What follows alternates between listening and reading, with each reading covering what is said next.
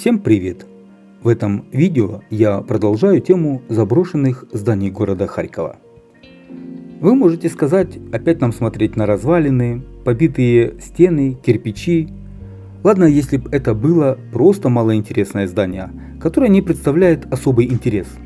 Но это бывшие корпуса ЦПТО номер 1, Центра профессионально-технического образования. И сегодня я покажу вам наглядный пример бесхозяйственности властей города Харькова. Еще в далеком 1974 году в Харькове был построен настоящий городок профессионально-технического образования. На нынешней базе ЦПТО номер 1, расположенного на бульваре Ивана Каркача, находились 4 профтехучилища: ВПУ номер 11, ПТУ номер 15, 17 и 35, которые готовили квалифицированных рабочих для заводов-гигантов ХТЗ, Электротяжмаш, станкостроительного и подшипникового. Согласно постановлению Кабинета министров и приказу областного управления образования Харьковской области государственной администрации, в 1997 году ВПУ номер 11, ПТУ номер 15, 17, 35 ликвидированы. На их базе создан учебно-производственный центр профессионально-технического образования номер 1 города Харькова, являющегося правопреемником упомянутых учебных заведений. В 2000 году изменено название Учебно-производственный центр профессионально-технического образования номер 1 на Центр профессионально-технического образования номер 1. Я не знаю, как сейчас, а в то время в его состав входили 4 учебных корпуса, столько же двухэтажных мастерских, спортивные и актовые залы, музеи боевой славы, библиотеки, комнаты для работы кружков художественной самодеятельности, спортивные секции, кроме того столовая, 2 общежития, спортивный комплекс «Нептун» с плавательным бассейном.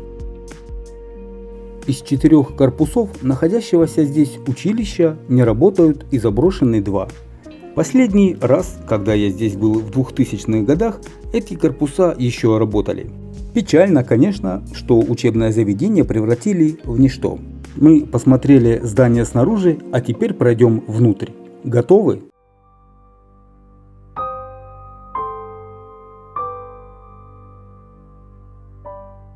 Видим, как выглядит бывшее брошенное учебное заведение внутри. Похоже на то, что рабочие профессии в Украине никому не нужны. Ну вот стоит себе здание, закрыли его, по той или иной причине. Но ведь здание можно было переоборудовать или поставить охрану. Не знаю, зачем его громить, зачем его ломать? Вандализм во всей красе, просто издевательство над учебным заведением. А еще я считаю, что это полная бесхозяйственность властей Харькова. Уважаемые зрители, возможно, кто-то из вас знает, что вообще произошло с этими корпусами, с 3 и 4 корпусами ЦПТО номер 1 и почему их закрыли. Пишите в комментариях.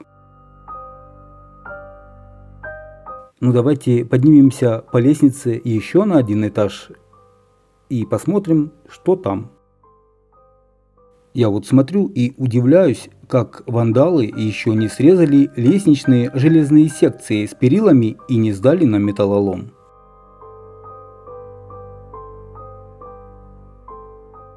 На следующем этаже мы видим тоже разруха. Давайте войдем в один из кабинетов и посмотрим, в каком он состоянии, хотя ничего хорошего я не ожидаю в нем увидеть.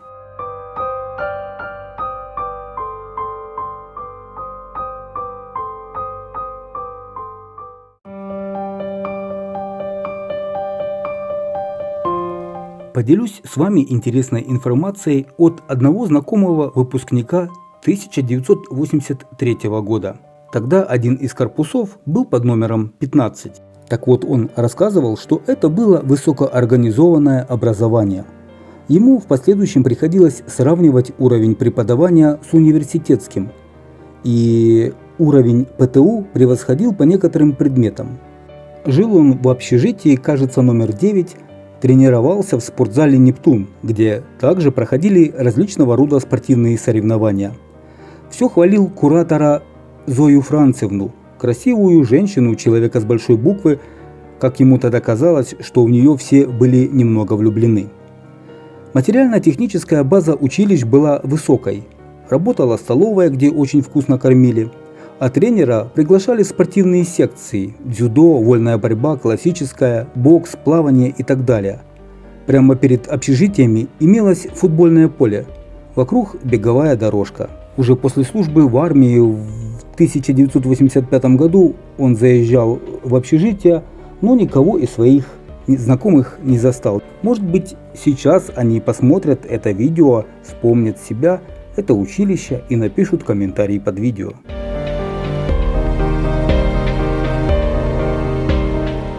Ну и поднимемся еще на один последний этаж.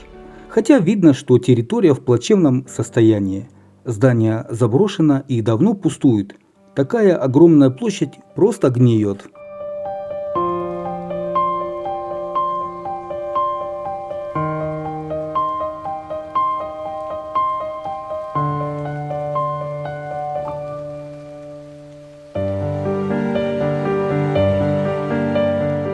В общем, здесь все понятно. Давайте спустимся вниз и перейдем в другой корпус. Посмотрим на него, на спортзал и главный вход учебного заведения, бывшего учебного заведения.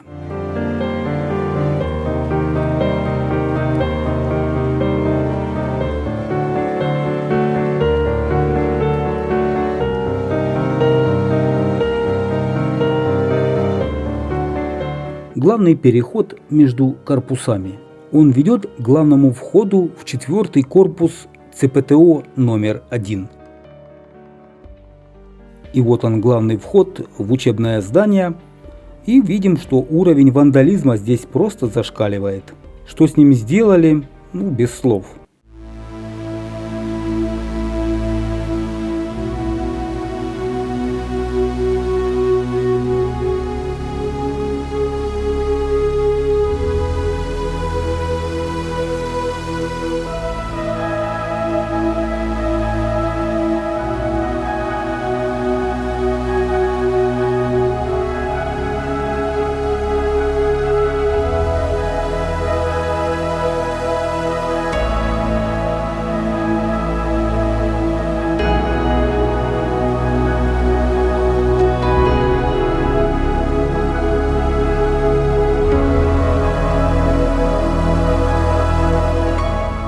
Ну и давайте посмотрим спортзал. Здесь все еще целый пол, баскетбольный щит на месте. Спортзал в более-менее еще нормальном состоянии. Не совсем сюда рука вандала добралась.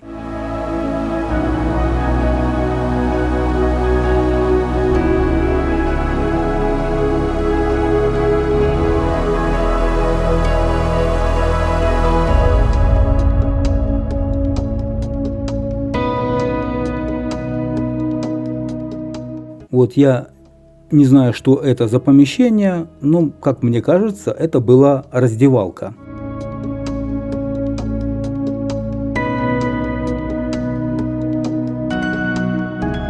Есть тут и второй спортзал, но состояние его, конечно, немного хуже. Два спортзала, как и, впрочем, все здание, подлежит реконструкции. Оно не настолько убитое, не настолько разбитое, чтобы его нельзя было восстановить. Почему ими не занимаются, я не понимаю, и я не могу нигде найти на это ответ. Друзья, а что вы думаете про все это? Не шокировало ли вас увиденное? Есть ли будущее у этих зданий? Как вы думаете? Пишите свои версии в комментариях под этим видео. Ну и как итог всему увиденному, комментарий в интернете, посвященный данному училищу. Цитирую. «Спустя 20 лет навестили наш любимый ЦПТО-1 и были в шоке, когда увидели выбитые стекла в здании и полную разруху. Такое впечатление, что побывали в Припяти. В этом центре мы обучались в 2000-х годах. 4 учебных комплекса, большой студгородок, студентов огромное количество, в каждой группе по 36 человек примерно. Большой выбор специальностей. На тот момент все поступали бесплатно, без всяких конвертиков и взяток. Всем педагогам и мастерам огромное спасибо за знания, полученные от вас. Учиться в этом центре было огромное удовольствие. Пролетели 3 учебных года незаметно. Не хотелось расставаться с любимым центром. Всегда только теплые воспоминания о прекрасных учебных годах, проведенных в этом центре. Конечно, больно было смотреть на свой любимый ЦПТО, который в данный момент находится в таком состоянии. Из 4 комплексов функционируют только 2, первый и второй. Если в первом видно, что поменяли окна и двери, то во втором, наверное, лет 20 ничего не делали. Это снаружи. И скорее всего в ближайшее время второй корпус ожидает такая же судьба, как у 3 и 4 корпусов. Полная разруха.